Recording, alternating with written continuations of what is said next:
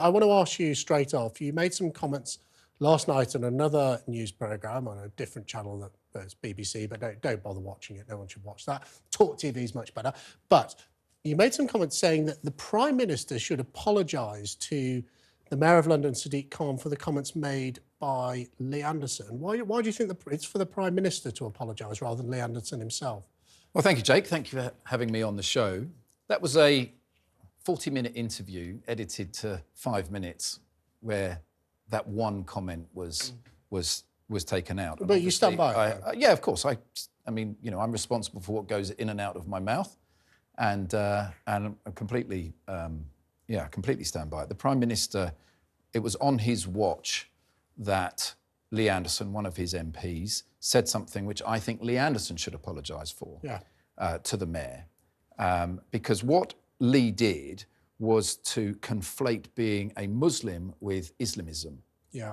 He can have his political differences, he can have his, his knockabout, whatever he wants to do. But to say that just because somebody is a Muslim, therefore they are mates with Islamists, without having any evidence, I think is wrong. And it kind of undoes an awful lot of very good work that the government had done in recent years. Well, you did largely for the government. To make that distinction between Islamism and Islam and Muslims and Islamists. And that's a very important distinction. So were Lee Anderson's comments, in your view, then Islamophobic?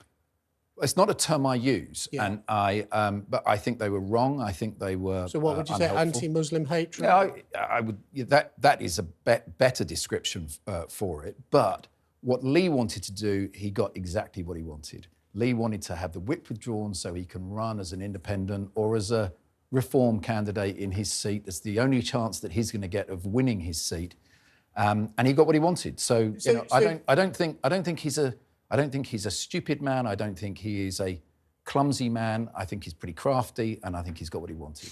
OK, so we've heard from Hamza Yusuf.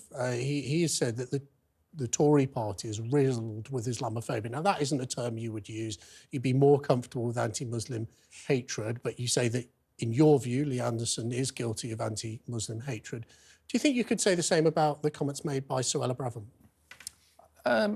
No, I don't. I won't have words put in my mouth, but I don't think that Suella Braverman is, feel riddled. I don't think the Conservative Party is riddled with anti-Muslim hatred. I think the Conservative Party... That's what Hamza Yusuf has said. Well, I think the Conservative Party have done an awful lot to try and recover lost ground with the British Muslim community.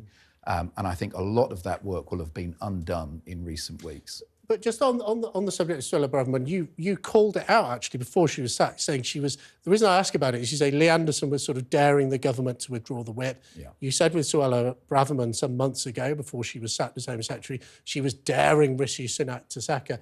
She has talked about the British streets being taken over by Islamists. Is that anti-Muslim hatred, or is she just speaking for the broader general public? No, I think this politics, right?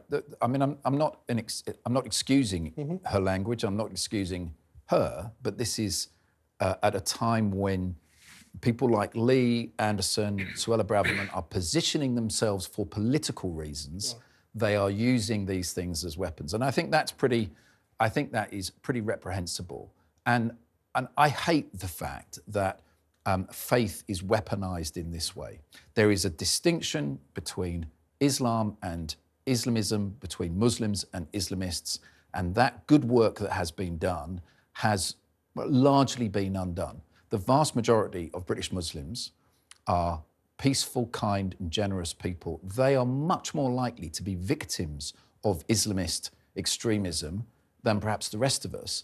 And they rely on us, the government and the opposition and our big institutions.